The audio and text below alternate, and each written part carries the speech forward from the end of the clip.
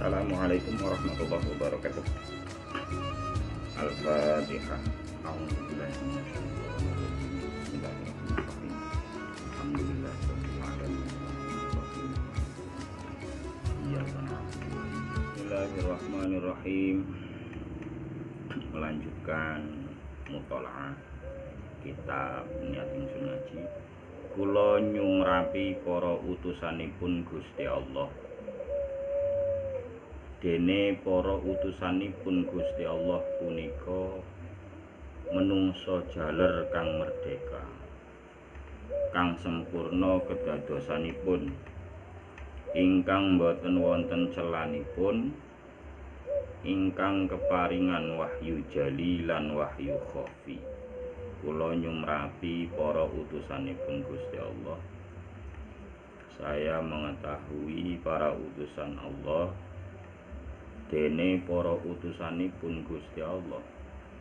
Adapun para utusan Allah punika menungso jaler kang merdeka, yaitu seorang laki-laki atau manusia laki-laki yang merdeka, kang sempurna kedadosanipun, yang sempurna penciptaannya, ingkang boten wonten celanipun, yang tidak ada celah atau tidak ada aibnya, ingkang keparingan wahyu jali lan wahyu khafi, yang mendapatkan wahyu jali dan wahyu khafi. Sini setelah mengenali adanya Allah Subhanahu wa ta'ala, kemudian kita harus mengenali para utusan Allah, para nabi dan rasul. Dalam kitab Niat Ingsun Ngaji ini, Syekh Badawi menerangkan bahwa utusan Allah adalah manusia laki-laki yang merdeka. Ini menarik sekali karena tentunya kita akan ditanyakan, adakah nabi atau rasul dari kalangan perempuan? Kenapa atau apakah memang nabi dan rasul ini disyaratkan harus laki-laki? Ya. Mayoritas ulama menyatakan bahwa nabi dan rasul itu memang disyaratkan harus laki-laki. Para ulama ini mengambil dasar atau mengambil dalil dari ayat wa ma arsalna min qablika illa rijalan nuhi ilaihim, dan tidaklah kami mengutus sebelum kamu wahai Muhammad kecuali illa rijalan, kecuali para laki-laki yang telah atau yang kami beri wahyu kepada mereka. Dari ayat ini para ulama menyimpulkan bahwa nabi dan rasul haruslah atau tiada lain adalah sosok laki-laki. Adakah ulama yang berpendapat bahwa nabi itu ada dari kalangan perempuan? Salah satu atau ada beberapa ulama yang berpendapat bahwa sifat laki-laki itu tidak menjadi syarat kenabian, dan diantaranya adalah beliau Al-Imam Abdul Hasan Al-Asy'ari ke Imam Al-Qurtubi berpendapat bahwa kenabian atau kenabian tidak mensyaratkan sifat laki-laki. Hanya saja pendapat ini termasuk dinyatakan sebagai pendapat yang lemah, karena mayoritas ulama berpendapat bahwa Nabi dan Rasul harus laki-laki berdasarkan ayat yang tadi saya bacakan, wa ma arsalna min qablika illa rijalan nuhi ilaihim. Dan juga karena risalah atau utusan, menjadi seorang utusan itu menuntut seseorang yang membawa risalah itu haruslah diketahui oleh khalayak ramai untuk berdakwah, untuk mendakwahkan risalahnya. Li'anna risalata taqtadil ishtihar bidakwah, karena sesungguhnya risalah itu menuntut kemasyhuran dalam berdakwah. Wal unusatu taqtadi at-tasatur wa tunafil ishtihar, sedangkan sifat keperempuanan atau sifat perempuan itu menuntut dia harus menutup diri dan menafikan kemasyhuran. Jadi ini pendapat ulama tentang sifat Nabi harus seorang laki-laki. Itu juga ada ulama yang berpendapat bahwa Nabi tidak harus laki-laki. Seperti halnya bagi mereka-mereka yang menganggap ibu Nabi Musa, ibunya Nabi Isa, bahkan istrinya Firaun juga ada yang menyatakan itu bagian dari para nabi. Tetapi ini adalah pendapat yang lemah karena tidak didukung oleh mayoritas ulama.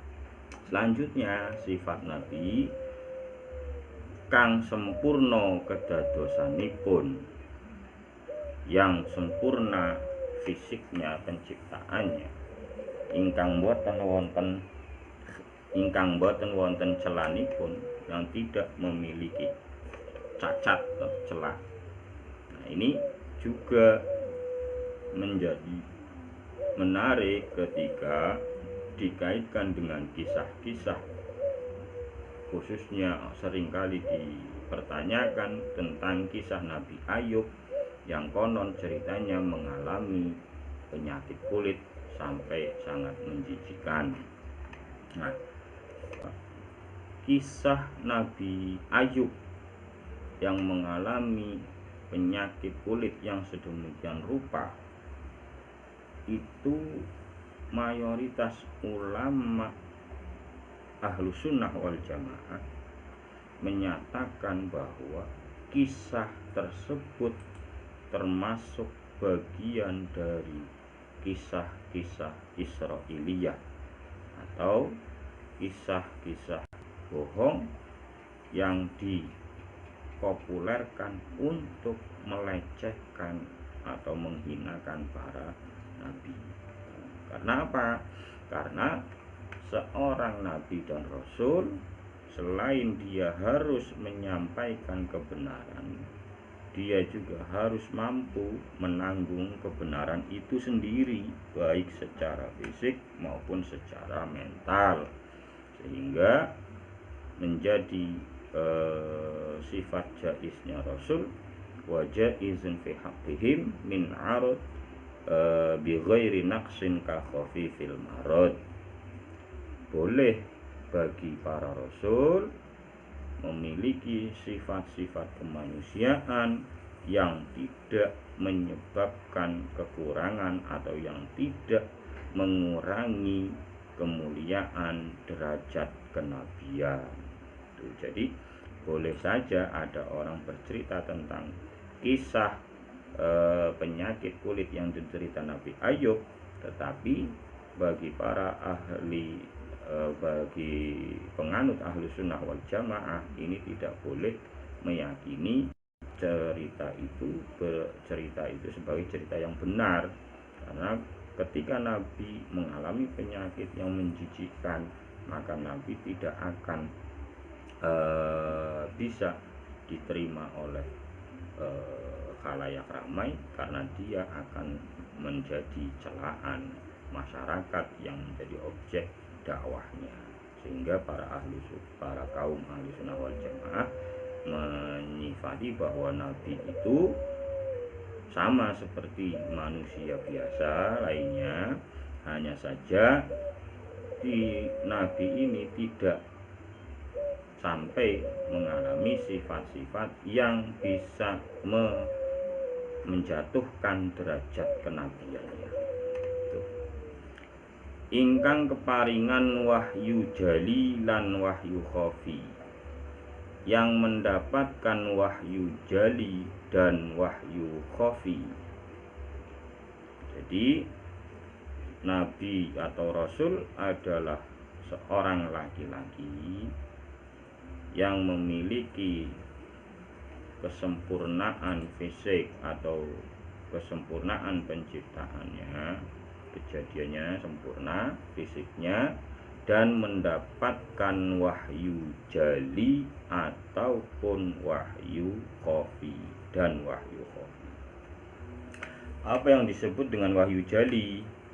Wahyu jali adalah wahyu yang diturunkan kepada Nabi Muhammad SAW atau yang diturunkan kepada Nabi melalui perantara malaikat Jibril, sehingga wahyu itu menjadi jelas dan disampaikan kepada para pengikutnya atau kepada para sahabatnya, seperti halnya Al-Quran. Dalam hal ini wahyu jali, contohnya adalah Al-Quranul Karim. Kemudian wahyu khafi adalah wahyu yang diturunkan kepada Nabi tanpa melalui perantara malaikat Jibril, dan tidak semua sahabat dikabarkan oleh Rasul tentang wahyu ini. Ini namanya wahyu khafi, atau minimal bahwa wahyu khafi adalah wahyu yang tidak diturunkan melalui perantara perantara malaikat Jibril, seperti halnya hadis qudsi. Dene Gusti kula, bendoro kula, nabi kula, adapun tuan saya, penghulu saya, nabi saya, punika Kanjeng Nabi Muhammad Shallallahu Alaihi Wasallam, yaitu Nabi Muhammad Shallallahu Alaihi Wasallam, keleres putranipun Kyai Abdullah, yaitu putra dari Abdullah, Kyai Abdullah, wayahipun Kyai Abdul Muthalib, cucu dari Kyai Abdul Muthalib, ibunipun Dewi Aminah, ibunya adalah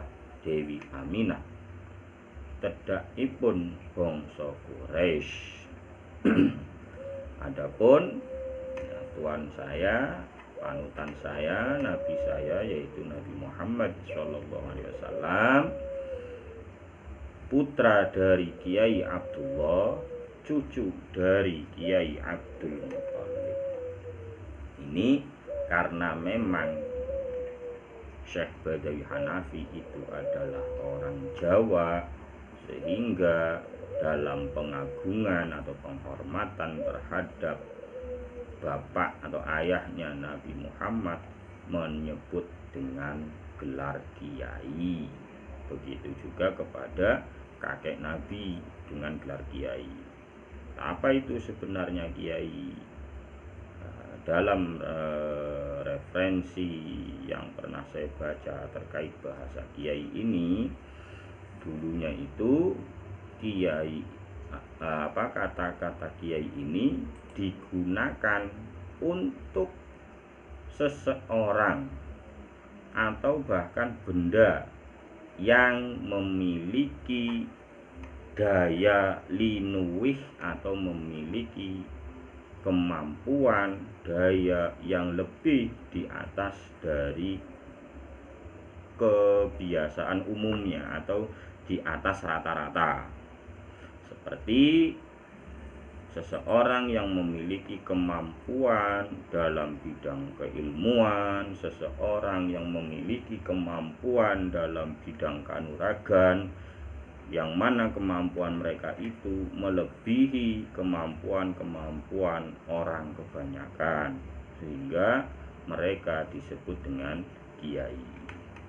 Contohnya yang dalam penggunaan kata-kata kiai untuk bendawi, untuk benda-benda dalam masa dalam bahasanya orang Jawa, yaitu orang Jawa dulu yang masih berpegang pada kepercayaan masa lalu, kepercayaan Jawanya, bagaimana mereka menamakan taruhlah seperti hewan kerbau yang ada di keraton, dianggap kerbau ini punya daya mistik yang lebih sehingga diberi nama Kiai Slamet.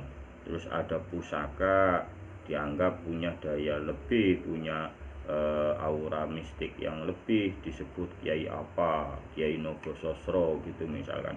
Jadi kiai ini awal mulanya adalah sebutan untuk benda atau orang yang memiliki kemampuan lebih di atas rata-rata. Lama-kelamaan bergeser waktu, bahasa kiai ini spesifik digunakan oleh orang-orang Jawa yang beragama Islam untuk mengagungkan atau untuk penyebutan penghormatan kepada tokoh-tokoh agama yang memiliki kemampuan lebih, baik itu dari sisi keilmuannya, dari sisi hikmahnya, dari sisi bagaimana mengayomi masyarakatnya. Maka banyak kata-kata kiai sekarang digunakan untuk memanggil tokoh-tokoh agama sebagai penghormatan. Kalau di daerah Jawa Barat ki gitu ya, mungkin bisa jadi dari kata kiai akhirnya singkat dipanggil ki, ya gitu bisa jadi. Inilah peralihan bahasa. Ibu Nabi Muhammad bernama Dewi Aminah. Tedakipun bangsa Quraisy, berasal dari suku Quraisy. Ini awal untuk mengenal Nabi Muhammad SAW. Harus kita mengetahui Kanjeng Nabi Muhammad dipun putraake wonten Mekah. Nabi Muhammad dilahirkan di kota Mekah. Dangu-dangu ageng, lambat laun besar, sepuh, tua, dewasa, tua, dados nabi, menjadi nabi, dados utusan, menjadi rasul, menjadi utusan, dipun utus mucal agami Islam wonten ing negari Mekah, diutus mengajarkan agama Islam di negara Mekah, ingkang dipun wucal sedaya jin lan menungso. Yang diajarkan oleh Nabi Muhammad semua jin dan manusia, karena Nabi Muhammad diutus wa ma arsalnaka illa rahmatan lil alamin. Jadi dakwahnya Nabi Muhammad mencakup kaum jin dan kaum manusia. Sagedipun weraden dipun tular-tularaken, bisanya merata diajarkan itu karena ditular-tularkan, ditransformasikan. Rumiyinipun mucal santrinipun ingkang nami sahabat. Dahulu Nabi mengajarkan kepada murid-muridnya yang disebut sahabat. Sahabat mucal santrinipun ingkang nami tabi'in.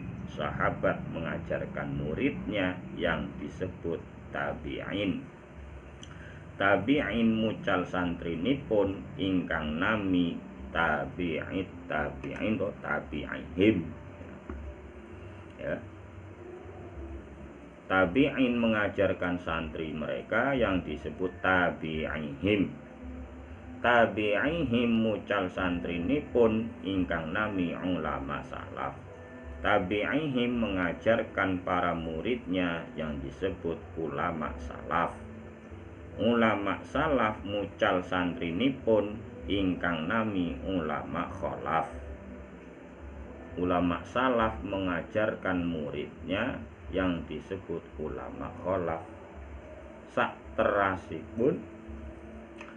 teras-terasipun mucal-mucalaken hingga sapriki dumugi ing ngriki panggenan Pondok Pesantren Al Ihya Ulumuddin Pesugihan Cilacap lan sanes-sanesipun. Seterusnya diajarkan sehingga sampai saat ini, ya, sampai di tempat ini, yaitu Pondok Pesantren Al Ihya Ulumuddin Pesugihan Cilacap dan lain-lainnya. Nah, ini saya hanya membaca teks. Nanti kalau kitab ini dibaca di lain daerah, ya, ini bisa diganti tempatnya, menyesuaikan tempatnya di mana, diganti di nama daerah itu atau majelis itu boleh, ya. Jadi penyebaran agama Islam yang merata ini karena memang ditransformasikan secara terus-menerus sampai hari ini. Bagaimana Nabi mengajarkan kepada para sahabat, sahabat mengajarkan kepada tabi'in, tabi'in mengajarkan kepada tabi'ihim, tabi'ihim mengajarkan kepada ulama salaf, ulama salaf mengajarkan kepada ulama kholaf, dan seterusnya. Dan menarik ini adalah bahwa bagaimana mata rantai keilmuan agama Islam ini penting untuk menjaga kemurnian atau kemurnian ajaran Islam, ruhud din, ya, nyawa agama Islam, ruhnya agama Islam ini, agar tidak terjadi siapa saja mau bicara dan bicaranya semaunya, tidak terjadi seperti itu. Maka sanad ini penting, sehingga di awal-awal ini juga Mbah Badawi menekankan ini maksudnya. Dan menariknya ini adalah ulama salaf di teks ini, di kitab ini ditulis secara tersendiri. Maksudnya begini, maksudnya bahwa tentang masa atau periode ulama salaf itu kapan. Nah, ulama-ulama ini mengatakan, ya, sebagian ulama mengatakan yang disebut dengan salaf atau ulama terdahulu itu adalah tiga generasi setelah Nabi, yaitu sahabat, tabi'in, dan tabi'ihim. Inilah yang disebut salaf. Setelah itu disebut kholaf atau yang terakhir atau yang di belakang. Tetapi Mbah Badawi atau Syekh Badawi menyebutkan sahabat, tabi'in, tabi'ihim, ulama salaf. Nah, ini berarti beliau mengikuti pendapat yang mengatakan ulama yang hidup di masa sebelum abad ketiga Hijriah, atau pendapat yang lain yang menyebutkan sebelum abad keempat, itu disebut abad keempat Hijriah, disebut ulama salaf. Kalau yang satunya mengatakan ulama salaf itu ya sahabat, tabi'in, tabi'ihim. Kalau yang dua mengatakan salaf itu yang hidup di masa sebelum abad 3, dan salah satu generasi terakhir dari ulama salaf itu, kalau tidak salah, Imam bin Hambal, itu termasuk generasi salaf terakhir. Dan kalau kita kesini udah kholaf gitu. Kita lanjutkan. Dangu-dangu Kanjeng Nabi Muhammad pindah wonten ing negari Madinah. Lama-kelamaan Nabi Muhammad pindah ke negara Madinah. Mucal agami Islam wonten ing Madinah, mengajarkan agama Islam di negara Madinah. Dangu-dangu gerah. Lama-kelamaan Nabi sakit, sedo, wafat. dipun syariake wonten negari Madinah dan dimakamkan di negara Madinah. Sasampunipun sedo setelah Nabi wafat, mboten wonten nabi utusan malih hingga dumugi sapriki ngantos dinten kiamat. Setelah Nabi wafat, tidak ada nabi dan rasul lagi sampai hari ini, sampai hari kiamat. Jelas Al-Quran mengatakan apa itu? Wa khatamun nabiyyin. Wa khatamun nabiyyin, bahwa Nabi Muhammad adalah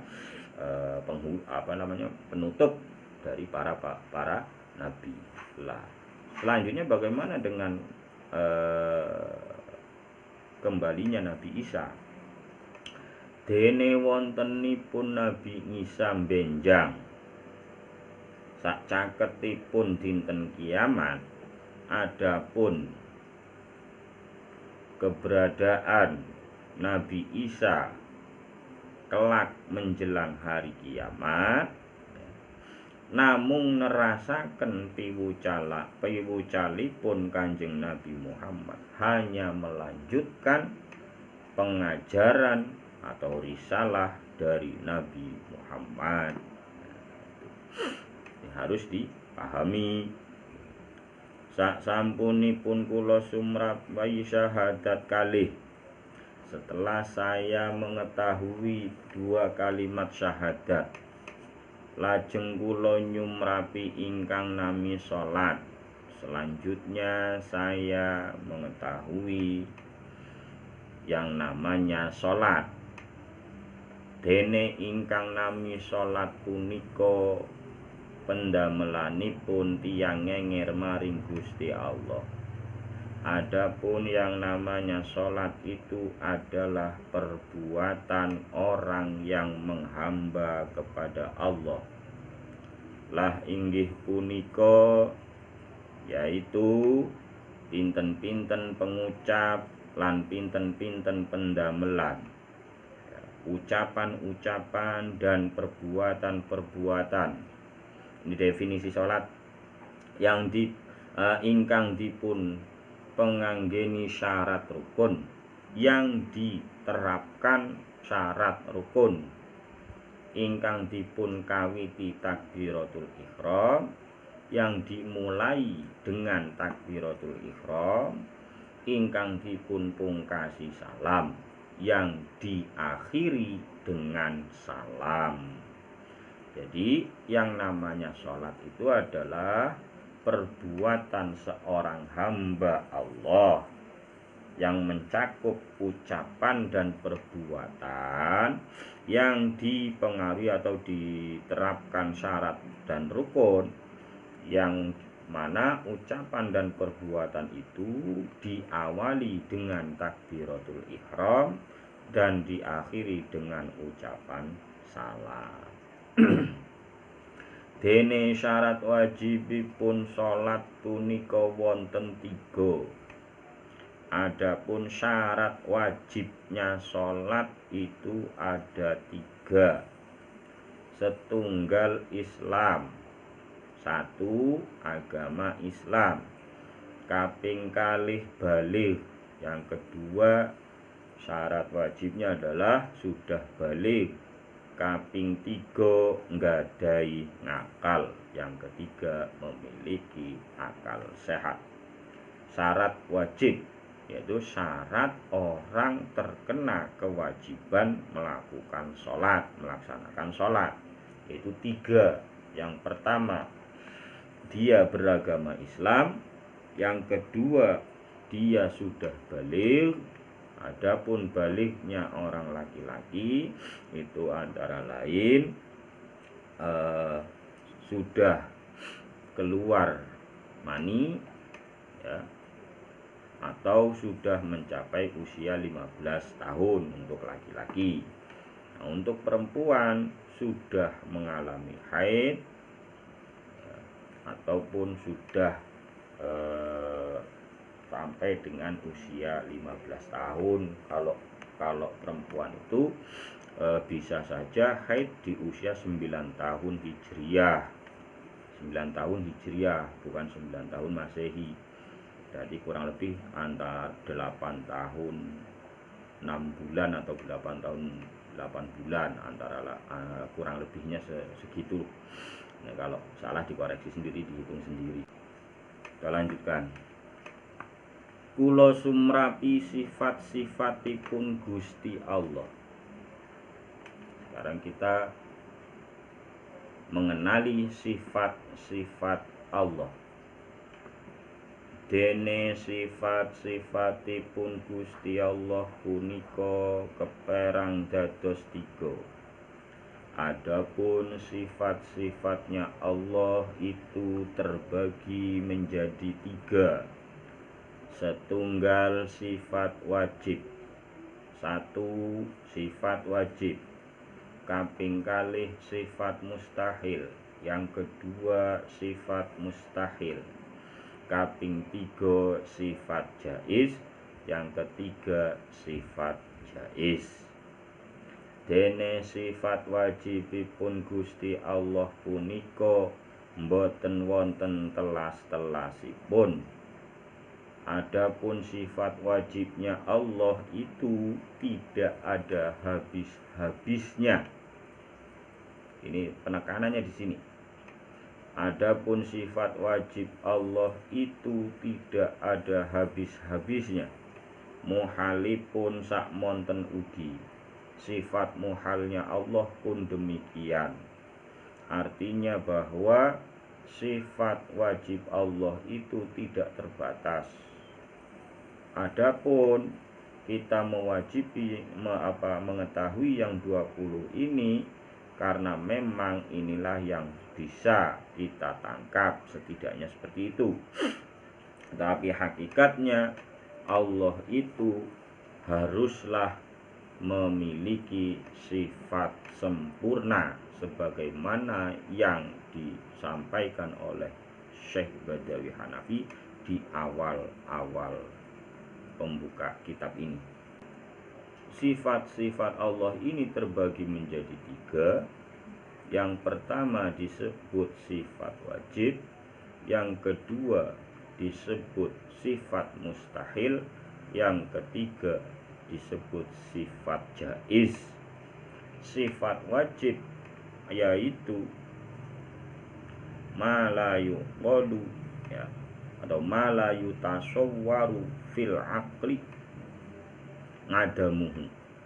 Sifat wajib Allah itu adalah sifat yang tidak bisa diterima akal jika sifat itu tidak ada.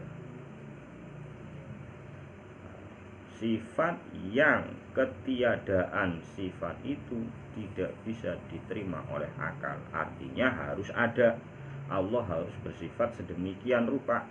Kalau tidak ya nggak mungkin, itu bahasa akal kita. Kemudian sifat mustahil, yang dimaksud dengan sifat mustahil adalah ma la yutasawwaru fil aqli wujuduhu.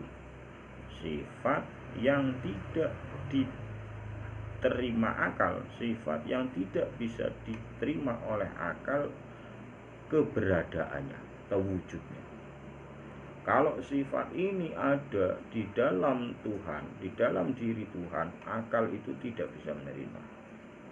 Itu mustahil.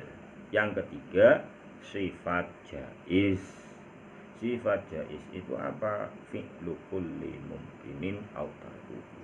Sifat mengerjakan, melakukan sesuatu yang mungkin ataupun meninggalkan sesuatu yang mungkin itu namanya sifat jaiz.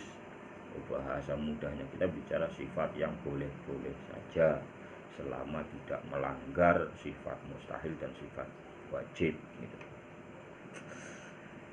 Nah, kemudian dene ingkang dipun wajibaken nyumrati saben-saben tiyang mukallaf punika namung kalih dosa.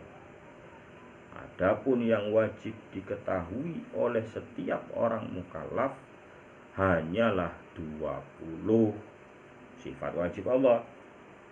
Ya. Tapi ingat batasannya tadi di paragraf yang di atas, bahwa dene sifat wajibipun Gusti Allah punika mboten wonten telas-telasipun. Adapun sifat wajibnya Allah itu tidak ada habis-habisnya. Ini garisnya. Jadi jangan sampai kita terkecoh. Ada orang, loh katanya Allah sempurna, kok cuma sifatnya cuma 20, kenapa enggak 25? Bukankah 20 dengan 25 itu lebih baik 25 dan segala macam? Tidak. Jadi Allah itu, sifat wajibnya Allah itu tidak terbatas. Ya, tetapi yang diwajibkan kepada mukallaf, yaitu orang yang sudah akil dan balik, untuk mengetahui sifat wajib Allah itu hanya 20 gitu. Muhalipun inggih kali dosa, dan sifat muhalnya atau sifat mustahilnya pun 20. Jaizipun setunggal, sifat jaiznya 1. 20 ditambah 20 tambah 1, 41 sifat yang wajib diketahui oleh para mukallaf